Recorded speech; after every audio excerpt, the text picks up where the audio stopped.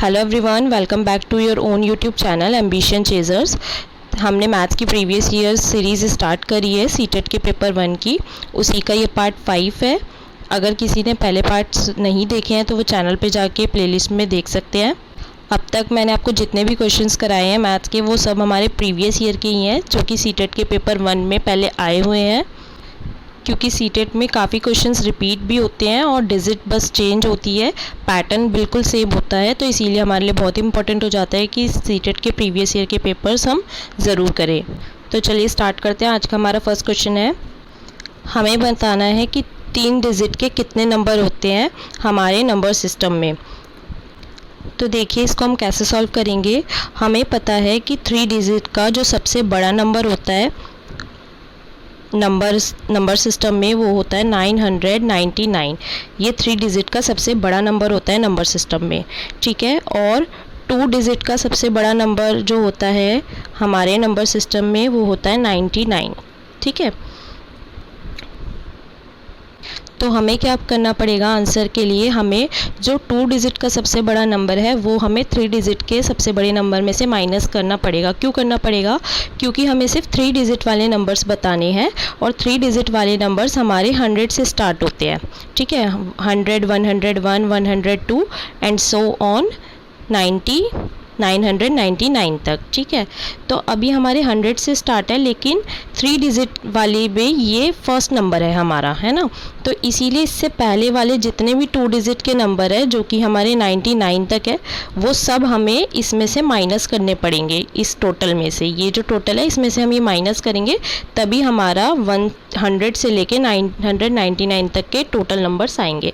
तो इसलिए हम पहले वाले 2 डिजिट के नंबर्स माइनस करेंगे इसमें से, जो कि 99 है ना। तो इसको हम माइनस कर देंगे तो हमारा आंसर आ जाएगा 900 और हमारा ऑप्शन 2 है 900। तो हमारा इसका आंसर हो जाएगा ऑप्शन नंबर 2। आई होप आपको समझ आया होगा। नेक्स्ट क्वेश्चन, सेकंड क्वेश्चन में हमें इस वैल्यू को 98 से डिवाइड करना है। ये वाली वैल्यू को 98 से डिवाइड करना है, ठीक है। तो हम देख रहे हैं ये भी 98 है और ये भी 98, 98, 98 ऐसे पेयर्स बन रहे हैं इसमें भी। तो हम इसे कैसे डिवाइड करेंगे? अगर हम इसे डायरेक्ट डिवाइड करना चाहें, जिनको अच्छे से डिवीजन आती है उनको ऐसे आराम से वो डायरेक्ट डिवाइड कर सकते हैं। जैसे कि 98 1 जा 98 होगा, है ना। तो यहाँ पे ये 98 कट के यहाँ पे 1 आ गया, फिर अगला 98 बचा हमारा, लेकिन हम 9 उतारते हैं तो सिर्फ एक 9 तो जाएगा नहीं 98 के टेबल से, तो हम अगली दोनों डिजिट एक साथ उतारेंगे। जब दोनों डिजिट एक साथ उतारेंगे तो हम 0 लगा देंगे, ठीक है। और फिर 98 1 जा 98 हो जाते हैं, तो ये दोनों 98, ये वाला 98 भी कट जाएगा, इतना नंबर हमारा पूरा हो जाएगा। उसके बाद अगला 98 के लिए फिर से हमें 98 चाहिए, तो दोनों एक साथ उतारना पड़ेगा, तो हम फिर से एक 0 लगाएंगे, फिर 98 1 जा 98 होएगा, ठीक है। तो ये भी हमारा पूरा हो गया। फिर अगले 98 के लिए क्या करना पड़ेगा? अगेन हमें एक 0 लगानी पड़ेगी, क्योंकि हमने अगली बार भी 98 दोनों एक साथ लिया है, सिर्फ 9 नहीं ले सकते हम, क्योंकि 9 जाएगा ही नहीं, 98 से छोटा होता है 9, ठीक है। तो फिर अगेन 98 को 98 से डिवाइड करेंगे तो फिर से 1 आएगा। तो हमारा ऑप्शन नंबर 3 इसका आंसर हो जाएगा। अब जिन लोगों को ऐसे समझ नहीं आता मैं उनके लिए एक बार पूरा डिवाइड करके दिखा देती हूँ।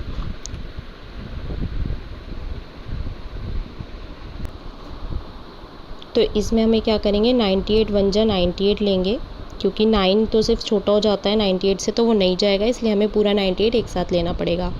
फिर अगेन हम यहाँ पे 9 लेंगे, तो 9 छोटा हो जाएगा 98 से, इसलिए हमें 8 भी साथ में लेना पड़ेगा।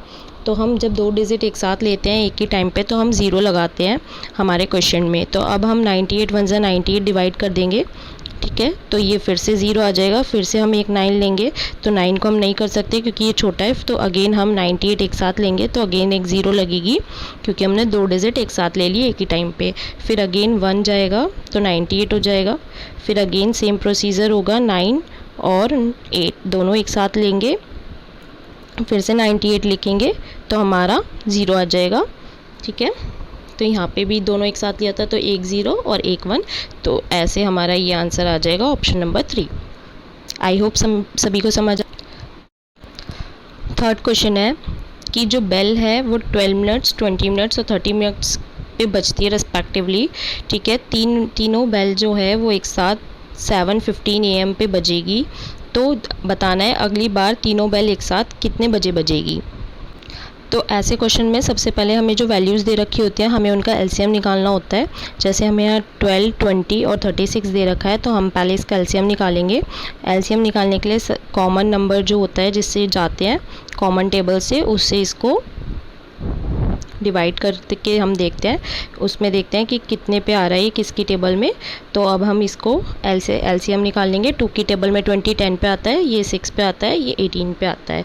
अगेन 2 की टेबल से करेंगे तो 2 5 ज़ा 10 होता है, 2 3 ज़ा 6 होता है और 2 9 ज़ा 18 होते हैं। तो हम ऐसे से डिवाइड कर लेंगे। फिर हम 3 की टेबल से करेंगे, 3 1 ज़ा 3 एंड 3 3 ज़ा 9, ठीक है। और यहाँ पे 5 बचेगा क्योंकि 5 तो आता ही नहीं है 3 की टेबल में। फिर हम 3 की टेबल से अगेन कर देंगे, तो यहाँ बचेगा 5। फिर हम 5 की टेबल से करेंगे, ठीक है। तो यहाँ पे 5 हो गया। तो 5 3 ज़ा 15 होते हैं, 15 3 ज़ा 45, 45 2 ज़ा 90 एंड 92 ज़ा 180। तो हमारा जो एलसीएम आ गया 180 आ गया। यानी हर 180 मिनट्स बाद ये तीनों बेल्स जो है वो एक साथ बजेगी। तो 180 मिनट्स को हम आवर्स में देख लेते हैं। तो 1 आवर में 60 मिनट होते हैं, है ना। और 180 क्या होता है, 60 इंटू 3 इज इक्वल्स टू 180। तो हर 3 घंटे बाद जो है तीनों बेल एक साथ बजेंगी। तो हमारी जो बेल है वो 7:15 पे बजी थी, 7:15 पे। तो 7:15 से 3 आवर हम प्लस कर देंगे तो क्या हो जाएगा 10:15। 10:15 पे हमारी जो नेक्स्ट बेल है वो एक साथ बजेंगी तीनों। नेक्स्ट हमारी 10:15 पे तीनों बेल एक साथ बजेंगी। नेक्स्ट क्वेश्चन, इसमें बोला गया है हम कब क्वेश्चन नहीं बता सकते हैं। तो हम कब क्वेश्चन नहीं बता सकते हैं, question can not be determine when a number is divided by. जब कोई भी नंबर 0 से डिवाइड करते हैं हम, तो उसका क्वेश्चन डिटरमाइन नहीं होता, वो अनडिफाइंड होता है। क्वेश्चन जो होता है उसका वो अनडिफाइंड होता है, क्योंकि 0 से हम किसी भी नंबर की डिवाइड नहीं कर सकते हैं। तो इसीलिए इसका ऑप्शन नंबर 2 है, जो कि 0 है। नेक्स्ट, इस क्वेश्चन में बोला गया है अगर जो सम है डिजिट्स का वो मल्टीपल है 3 का, तो जो नंबर है वो किससे डिविजिबल होगा, 2 से, 3 से, 6 से या फिर 9 से। तो 3 का डिविजिबिलिटी रूल क्या कहता है कि अगर किसी भी नंबर का सम जो है वो करके कोई भी 3 का मल्टीपल आ रहा है तो वो 3 से डिवाइड होता है। तो जैसे हम एक नंबर एग्जांपल में ले लेते हैं, यहाँ पे 69 माना हमने, एक नंबर है, तो 6 + 9 क्या आया है, 15 आया है। और 15 जो है वो 3 से ईज़िली डिवाइड हो जाता है ना। तो 15 जो है 3 से ईज़िली डिवाइड हो जाता है, और 15 जो है वो 3 का मल्टीपल भी है ना।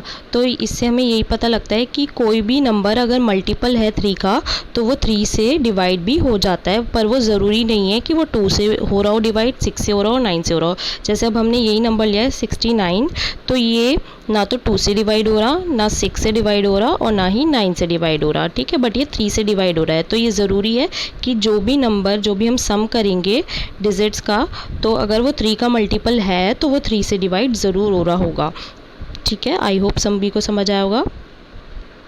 नेक्स्ट क्वेश्चन, इसमें हमें बताना है कौन से दो फ्रैक्शंस जो है वो इक्विवेलेंट है, मतलब बिल्कुल सेम है उनकी वैल्यू।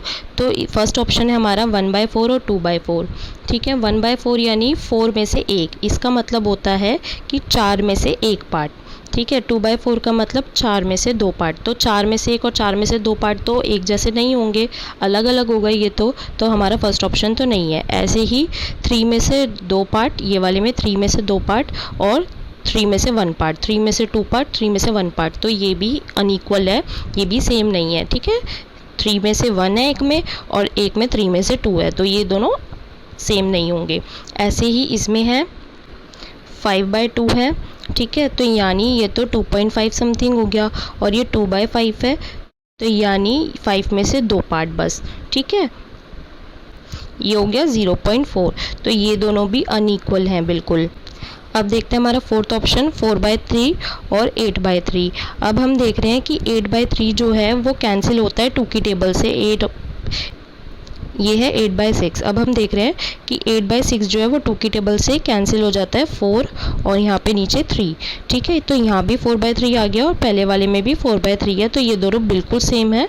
तो यानी हमारा फोर्थ ऑप्शन सही है। इक्विवेलेंट मतलब जो बिल्कुल, जिनकी बिल्कुल सेम वैल्यू हो, तो हमें यही बताना था। तो जब हम 8/6 को कैंसिल करेंगे, ठीक है, 2 की टेबल से, तो यहाँ 4 और यहाँ 3 आएगा, तो ये बिल्कुल सेम हो जाएंगे दोनों।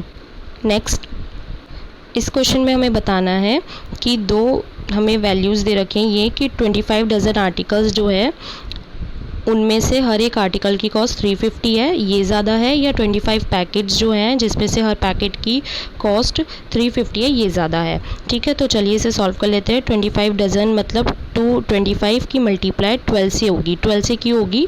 क्योंकि एक डज़न में 12 होते हैं, है ना, और हमें 25 डज़न निकालने हैं, तो 25 की मल्टीप्लाई 12 से करेंगे तभी हम टोटल नंबर ऑफ़ आर्टिकल्स निकाल पाएंगे कि कितने हैं टोटल आर्टिकल्स। तो 25 की मल्टीप्लाई हमने 12 से करी और हर एक आर्टिकल 350 रुपीज़ का है, तो इसीलिए 350 से इसकी मल्टीप्लाई कर देंगे तो हमें पता लग जाएंगे कि टोटल कितनी कॉस्ट है सब आर्टिकल्स की। टोटल कॉस्ट हमें ऐसे पता लगेगी। अब नीचे वाला इसका सॉल्व कर लेते हैं। 250 पैकेट्स हैं नीचे वाले में, ठीक है, और हर एक पैकेट 350 रुपीज़ का है। ठीक है, तो इसमें भी हम 250 पैकेट्स की 350 से मल्टीप्लाई करेंगे तभी तो हमें टोटल कॉस्ट पता लगेगी। ठीक है, तो अब आप देखिए कि आप 250 को 25 मल्टीप्लाई 10 लिख सकते हैं। ठीक है, और ऊपर वाला अब हमें किस में कंपेयर करना है? इस वाले में और इस वाले में, क्योंकि हमने 250 को 25 इंटू 10 लिख लिया, जो कि हम लिख सकते हैं इजीली। ठीक है, तो अब हमें देखना है 25 और 25 सेम है ऊपर नीचे, 350 और 350 सेम है, इन दोनों में ही तो कंपेयर करना है कि कौन सा ज़्यादा है ना। अब ये बचा बीच वाला, यहाँ 12 है और यहाँ 10 है, मतलब 25 की मल्टीप्लाई 10 से हो रही है इधर, और इधर 25 की मल्टीप्लाई 12 से हो रही है, मतलब 2 इसमें 2 टाइम्स ज़्यादा मल्टीप्लाई हो रही है। तो यानी 25 की 2 टाइम्स ज़्यादा मल्टीप्लाई, तो यानी यहाँ पे 50 मोर है ना, 50 मोर है, क्योंकि 25 2 जा 50 होते हैं, तो यानी 50 यहाँ पे ज़्यादा है, तो हमारा फर्स्ट वाले की कॉस्ट ज़्यादा होगी, तो इसीलिए यहाँ पे 50 ज़्यादा हो गए, तो यहाँ पे हमारा फर्स्ट आंसर आ जाएगा। नेक्स्ट क्वेश्चन है हमारा, इसमें हमें बताना है 2750 मिलीलीटर किसके इक्वल है। ठीक है, तो इसको हमें लीटर में कन्वर्ट करना है। वन लीटर में 1000 मिलीलीटर होते हैं, ये बात हमें पता है। 1 लीटर में कितने मिलीलीटर होते हैं? 1000 मिलीलीटर होते हैं। तो अब हम इसे कैसे करेंगे? 2750 को हम 1000 से डिवाइड कर देंगे ताकि हमें लीटर में आंसर मिल जाए। तो जब यहाँ पे 3 ज़ीरो हैं तो हम ऐसे में ऊपर 3 डिजिट के बाद पॉइंट लगा देते हैं। ठीक है, ये 3 डिजिट के बाद हमने पॉइंट लगा दिया, तो ये हमारा लीटर में आंसर आ जाएगा कि हमारा लीटर में कितना आंसर है ये। ठीक है, तो अब लेकिन हम इसे, हमारे को दिख रहा है कि ऑप्शन में ऐसा कोई ऑप्शन नहीं है, तो हम क्या करेंगे? 2 लीटर को अलग कर लेंगे। ये हमारा 2 लीटर है और बाकी का जो पॉइंट के बाद होता है वो हमारा 750 मिलीलीटर है।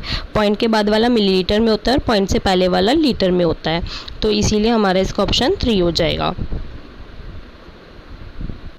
नेक्स्ट क्वेश्चन है, एक ट्रेन जो है वो भोपाल से स्टार्ट हुई थी।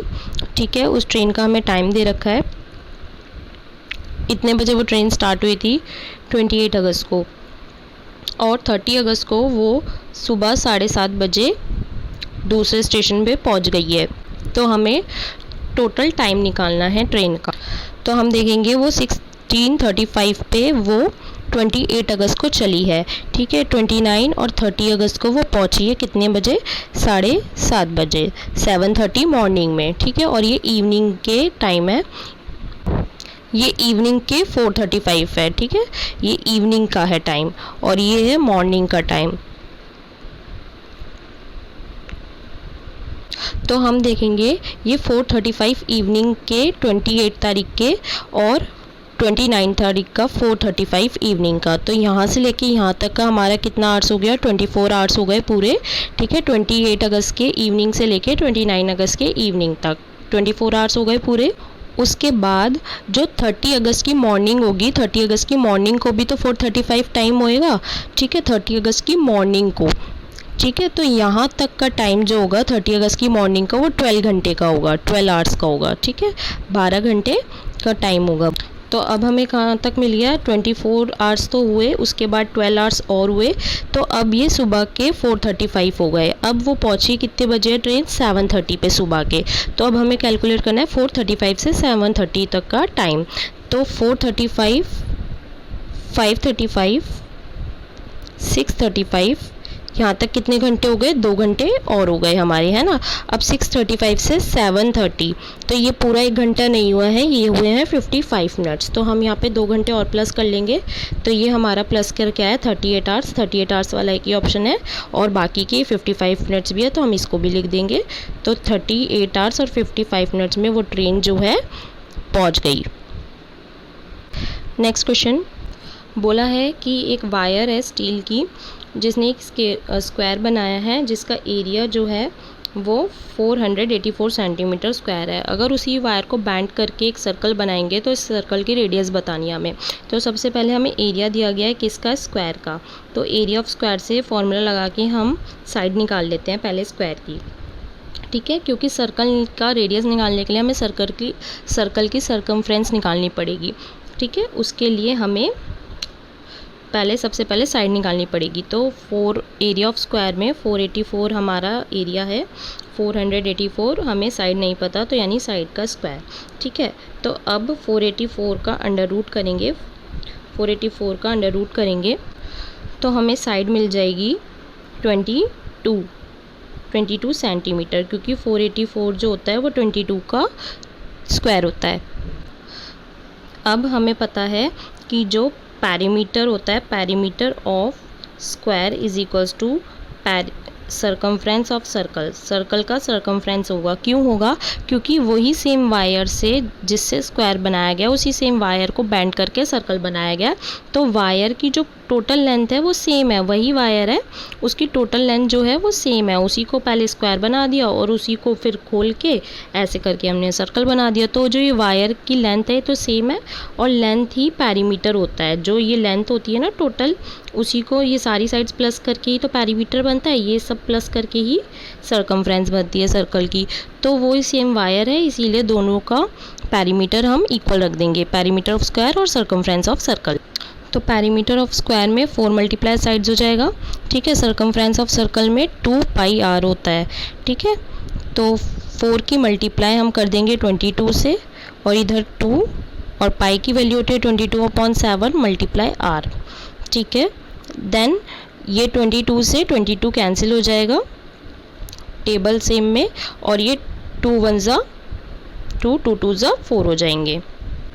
यहाँ पे 7 डिवाइड में, तो 7 2 से इधर मल्टीप्लाई में चला जाएगा तो हमारी रेडियस आ जाएगी 14, 7 2 14, तो रेडियस आ गई 14 सेंटीमीटर। आज के हमारे क्वेश्चन यहीं तक थे। अगर आपको वीडियो हेल्पफुल लगी हो तो चैनल को लाइक शेयर सब्सक्राइब कीजिएगा और आगे की वीडियोस की नोटिफिकेशन के लिए बेल आइकन को प्रेस कीजिएगा।